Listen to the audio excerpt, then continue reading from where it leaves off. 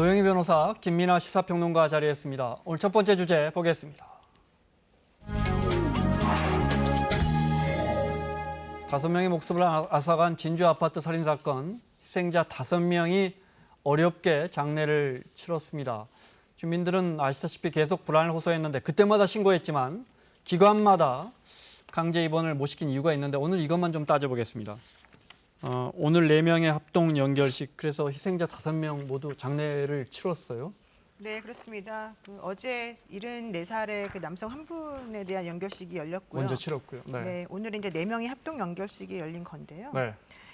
오늘 장례식장은 정말 그야말로 눈물바다였다고 합니다. 특히 이제 사망자도 발생하고 또 부상자도 발생한 가족의 경우에는 차마 이제 정말로 뭐라고 말할 수 없는 정도의 충격이었을 것 같은데요. 저는 이제 그런 것들이 슬픈 거는 뭐 당연한 거지만 그렇게 된 원인, 그리고 정말로 우리가 왜 이걸 막지 못했을까에 대한 집중적인 논의가 오늘 꼭 필요하다고 봅니다. 그래서 저희가 계속 이 문제, 특히 제도 측면에서 그렇습니다. 다루고 있습니다. 긴급 유가족이나 부상자들에 대한 긴급 지원이 이루어진다는 건 뭡니까? 그러니까 그 경남지사인 그 김경수 지사가 보석으로 풀려난 다음에 이제 얘기한 것이, 내가 없는 동안에 이런 일 벌어져서 미안하다 이런 얘기하면서, 지금 현재 피해자들이 임대주택에 살면서 사실은 형편이 상당히 어려운데 갑작스럽게 이런 사고로 인해서 좀 그러니까 낭망에 지금 빠져 있지 않습니까? 근데 그런 상황에서 피해자들에 대해서 피해자 보호 구조 제도라고 하는 게 사실은 있어요. 그런데 이제 그런 것들은 좀 요건도 까다롭고 또 실질적으로 제대로 보상받기도 어려운 부분들이 있어서 이번에 전격적으로 이제 지원을 해주겠다라는 얘기인데요.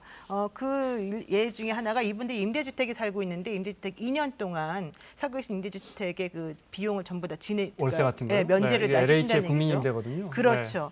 그리고 또 뭐 치료비라든가 장례비라든가 이런 일체를 모두 주신다는 얘기인데, 저는 사실 그거는 피해자 보호 제도하고 똑같아요. 그래서 그거 자체가 썩 중요한 것 같지는 않은데 이제 다만 그것보다 더 필요한 여러 가지 것들에 대해서 좀 더 논의를 해줬으면 좋겠다 생각이 듭니다.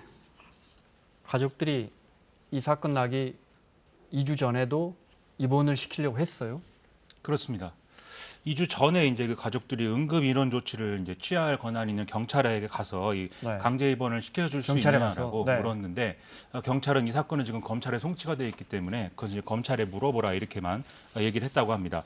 그리고 이후에 이제 행정 입원 조치를 할 수 있게 이 권한을 갖고 있는 주민센터에 또 도움을 요청을 했지만, 그것도 이제 아닌 듯 본인의 동의가 있어야 가능하다라는 답을 받았고, 이 남은 방법은 이제 그 보호 입원 조치를 해야 되는 것인데, 이것도 이제 본인 동의가 없으면 구급차 강제 이송이 어렵기 때문에 이것도 이제 안 됐다 그러고요. 그리고 이 과정에서 계속 이제 그 어떤 아닌 듯의 어떤 이 진단서가 있어야 되는데 이런 조치들을 하려면 진단서, 본인 동의가 다 안 된다. 그렇죠. 그것도 병원에서 이제 내주지 않고 본인이 이제 싫다고 해서 그런 연유로 이렇게 강제 입원이 안 되는 상황들이 계속 이어졌다는 것입니다. 자, 들으신 것처럼 때늦은 이야기지만 만약에 2주 전에 강제 입원이 됐으면 어땠을까? 그때 입원이 안 된다고 했던 각 기관별 이유를 들어보겠습니다. 강제 입원을 시키거나 할 수 있는 방법이 없느냐라고 문의를 한 거예요. 자타의 위험이 엄청 높을 때 이럴 때 가능하지 않습니까? 그런 정도 자체가 아니었죠. 정신병원 입원 절차에 대해서 4월 5일날 왔다 갔어요. 자기가 안 들어가지.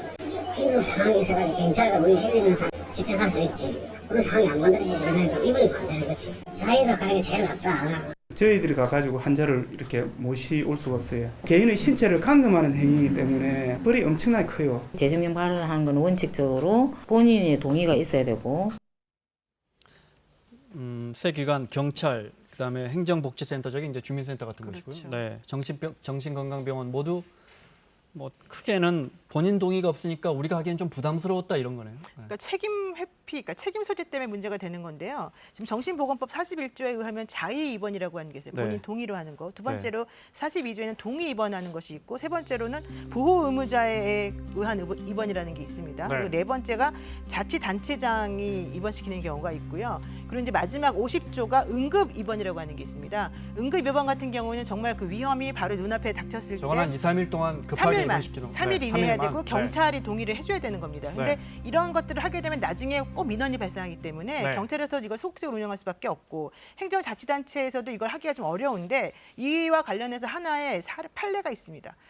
그러니까 2019년 4월 18일에 있었던 판례 중에 하나가, 사설 이제 그 구급업체에서 입원을 시키기 위해서는 강제로 그 차에 태워서 정신 그 병원 쪽으로 모시고 가야 되는 거잖아요. 네. 그것이 어떤 일이 벌어졌냐면 본인 동의가 없이 그냥 태웠다라는 것 때문에 공동감금 혐의로 사실은 둘 다 실형이 선고된 경우가 있습니다. 네. 그러니까 이 얘기는 무슨 얘기냐면은 본인이 동의하지 않는 상황에서 어떠한 경우를 거친다 하더라도 나중에는 책임 소재가 문제될 수 있기 때문에 네. 다들 꺼려한다 이걸 의미하는 거죠. 보호 입원 같은 경우에 보호자 2명이 신청하고 전문의 2명이 동의만 해주면 입원시킬 수 있었는데 그렇죠. 이 아닌듯 같은 경우에는 또뭐 가족이나 같이 사는 가족이나 직계 존속이 없으니까 또 그 도장도 못 받아오니까 안 되고 행정 입원 같은 경우에 말씀하신 것처럼 과거에 그런 전력이 있으니까 아이고 이거 우리가 행정 입원 시켰다가 괜히 책임지는 거 아니야라는 공무원들의 심리가 작동했을 거고요. 그러니까 기본적으로 보호자라고 하는 거는 꼭 반드시 같이 살아야 되는 건 아니고요. 네. 민법상 직계 가족이나 부모, 자녀, 그 주위에 배우자면 어머니가 되는 살았거든요. 거예요. 예, 그러니까 네. 근데 그 한 분만 있으면 안 되는 거고 두 명의 가족이 도장이 두 명이 필요했단 있어야 되고 말이죠. 더 중요한 건 네. 부모나 뭐 이런 보호자뿐만 아니라 의사 선생님의 동의가 반드시 있어야 되는 거예요. 네. 필요하다는 그 필요성. 그러니까 절차도 복잡하고 그런 게 없었죠. 네. 그런 게 이제 문제였던 것 같아요. 거기다 결정적으로 본인 동의가 안 되니까 본인이 안 들어가겠다고 하니까 병원에 결국 모든 기관들이 뭐 적극적으로 나서지 않는 상황에서 사고가 터졌습니다. 근데 정신적인 문제는요. 본인이 네. 동의하는 게 별로 없습니다. 아, 그래서 본인 동의라고 하는 걸 전제로 해서 모든 걸 운영하려다 보면 이런 네. 일이 반드시 터질 수밖에 특히나 없다는 말씀하신 거죠. 것처럼 이렇게 공격 성향이 강한 사람들이 본인 동의할 가능성이 낮겠죠. 미국과 독일 이런 나라에서는 아예 사법부에 물어본다고요? 이 사람 강제 입원시켜도 됩니까? 이렇게 그냥. 그렇습니다. 지금 우리나라가 지금까지 설명해준 제도를 쭉 보면은 네. 일종의 이제 행정작용으로 이렇게 이제 강제 입원을 시키는 것인데 미국이나 독일의 경우에는 이제 또 다른 나라도 있습니다만 사법 입원 제도를 운영을 해서 사법부가 이 입원 대상자인지 여부를 판단하게 되어 있는 겁니다. 네. 다만 아까 말씀하셨듯이 우리는 이 사법 입원을 좀 신청할 수 있는 사람이 직계 혈족이지만 네. 이 경우에는 좀 사촌 이내 친족, 동거인 이렇게 좀 범위를 넓혀서 신청할 수 있는 사람은 좀 넓게 네. 대신에 심사는 좀 꼼꼼하게 그리고 나중에 법적인 어떤 여러 가지 다른 얘기들이 안 나올 수 있도록 이렇게 네. 하는 게 사법위원 제도이다. 이렇게 지금 나와 있습니다. 자, 우리가 이런 끔찍한 일이 터지고 나서 그래서 좀 쉽게 강제 입원시킬 수 있도록 하자 하는 것도 사실은 어려운 문제입니다. 왜냐하면 그건 또 인권 침해 여지가 있잖아요. 그렇죠? 그렇습니다. 지금 대책들이 강제 입원을 좀 더 강화하는 방식으로 많이 논의가 되고 있는데 그것 자체는 뭐 불가피합니다. 당연합니다. 그런데 그러한 방향으로 논의가 이루어질 경우에 지금 실제로 자기가 어떤 그 정신병력이 있거나 이런 사람들의 경우에는 강제 입원 당하지 않기 위해서 숨어버리거나 또는 피해 다니거나 이런 상황들이 더 강화될 수 있기 때문에 강제 입원뿐만이 아니라 일상 생활에서 그 사람들이 일상적으로 치료를 받을 수 있도록 하는 그런 다른 제도들이 같이 병행돼야 한다라는 게 이 우려를 갖고 있는 사람들의 어떤 그런 주장입니다. 네. 그래서 이게 참 제도를 보완하기가 어렵습니다. 자, 안인득 뭐 아시다시피 신상 공개했기 때문에 이름과 얼굴 공개하고 있습니다. 안인득은 과거에 68번이나 조현병 치료받고 그렇죠. 그러다가 2년 한 9개월 동안 치료를 안 받다가 사고를 냈어요. 그러니까 이것도 이제 강제적으로 치료를 받게 해서 그러니까 치료를 받는 동안에는 본인이 물론 그때 자유를 갖다고 합니다만은 치료 받는 동안에는 그래도 이런 위험성이 적었던 것으로 보이는데 치료를 안 받으니까 이게 점점 악화돼서 이런 일이 벌어졌다는 얘기거든요. 네. 근데 본인이 만약에 치료를 받지 않겠다 그러고 혼자 살고 그렇게 되면 사실 주변에서 이런 분들을 통제하기가 매우 어렵지 않겠습니까? 그래서 이제 그런 것들이 문제가 되는데 저는 이게 또 당국에만 뭐라고 할 수 있는 부분은 또 사실이 좀 네. 아니었습니다. 왜냐하면 나중에 문제가 커졌을 때 이게 소송으로 이어지는 경우가 많기 때문에 그런 경우 감당을 못하는 경우가 많아요. 그러니까 경찰이나 공무원 탓으로만 돌리기는 쉽지 않습니다. 그렇죠. 이게 제도가 지금 어렵죠. 이렇기 때문에 예. 안인득의 과거 사진 한 장 있던데 준비가 됐습니까? 네. 이거는 아마 20대 초반 공장에 근무할 때고, 네. 초반에 허리를 다치고, 근데 산업재해가 인정이 안 되고, 그러면서 피해 망상 증상이 생겼다는 분석이 있고, 근데 조현병 관리 대상 등록하게 돼 있는데 등록도 안 돼 있었어요?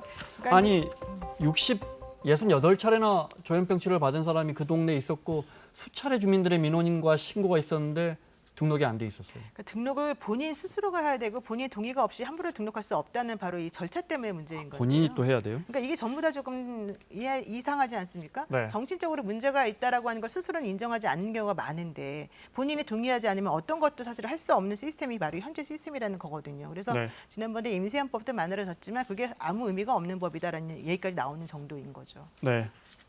안인득의 노모가 아들을 엄하게 처벌해 달라고 했다고요? 그렇습니다. 노모 입장에서는 얼마나 그 가슴이 미어지는 일이겠습니까? 자기 자식이 어떤 정신병력의 문제 때문에 네. 이렇게 큰 어떤 그 살인 사건을 일으켰는데 그래서 조금도 봐주지 말고 벌해달라, 절대 봐주지 말아야 된다, 간곡하게 부탁드린다 이렇게 얘기를 했다 그러고 또 아닌데 다른 형제들도 이러한 그 살인 사건 일으켜놓고 본인은 뭐 살고 싶다고 하느냐 이렇게 좀 강하게 얘기를 하는 그런 네. 상황들이 이어졌다고 합니다. 알겠습니다. 이 이야기는 여기까지 하고요. 자, 김민아 시사평론가 노영희 변호사 함께하고 있는데요. 오늘 두 번째 주제 보겠습니다.